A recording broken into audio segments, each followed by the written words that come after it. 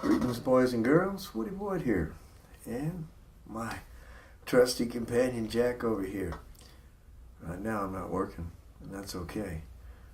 Right now I'm about ready to get engaged in one of my very favorite pastimes.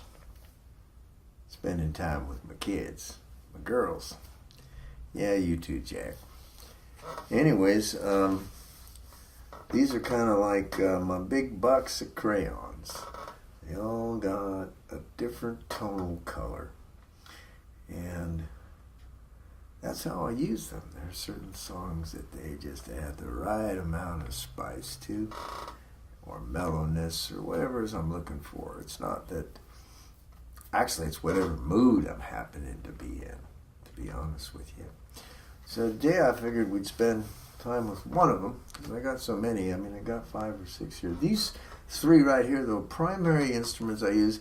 Actually, it's probably between this one and this one. I would use this one more, but there's more heritage with this one and tenure. And acoustically, if I'm in a group with people and stuff, and it's a safe environment, I take this and try to make sure that I'm not dynamically overpowering. This is my prototype. It's my tone. And if it wasn't my tone, it's my fault. But it is my tone. It's still my tone. It's not the same tone as it was. It's old enough to vote now, so it's changed. It has my bracing pattern in it, which is different than Martin's. And this one, being that it was a working prototype, to be honest with you, I never thought this would last.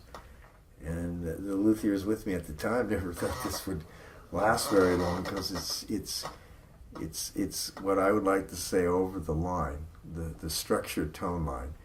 You know, when you're dealing with instruments, although you can look at the aesthetic values and the fineness of the structure,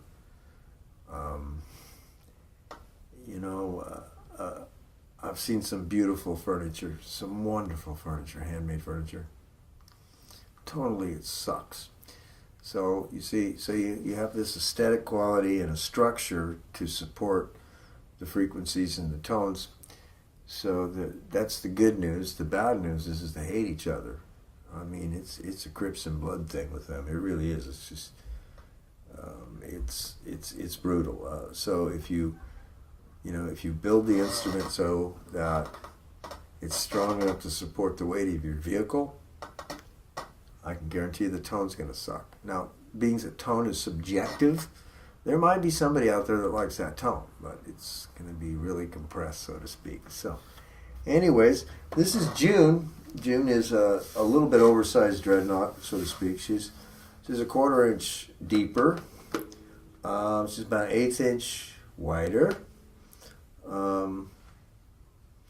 Because she's a prototype, this one actually has a bolt-on now, because we've had the top off of it several times. It's not always had a burst. It used to have a Martin burst at one time too. It goes back far enough that your tastes change, and I never could stand a burst it just wasn't my thing back then. And then when it came time when I did, I said, well, let's just put a burst on this. And I did the Martin burst like 3 times, and I'm like, gosh, it just is.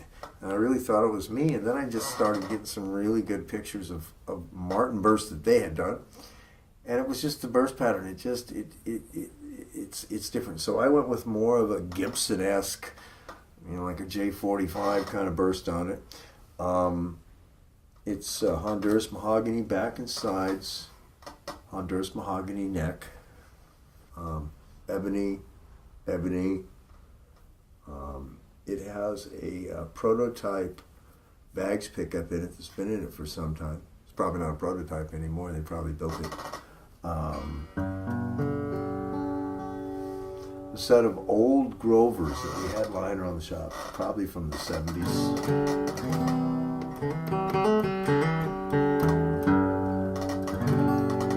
And I affectionately call her June, and she's just a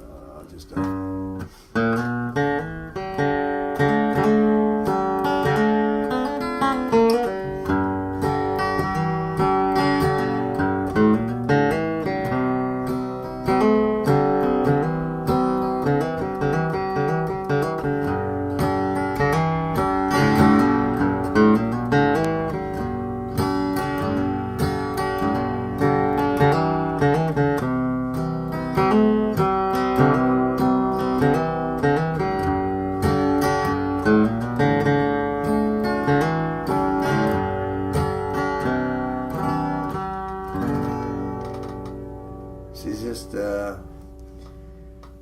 a very poignant butter sound. She's just there.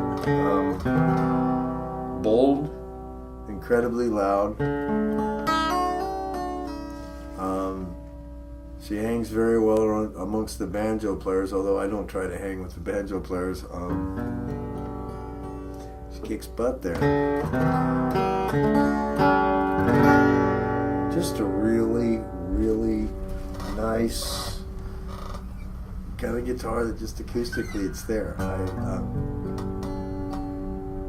It's one thing to be in the zone, and bless you, and hope you all get to achieve those moments. And just, when you get in that zone where everything is just working with you and the instrument, and you think, how could it get any better than that? And then I realized one night I was doing a gig, and once I get into a song, believe it or not, I get ignorant of the instrument. I just become part. It's like I'm not really paying attention to the physicalness of the instrument. It just becomes me. And we did this song, and there was just some really just hair-raising moments in the back where it was in the zone. It was just working well.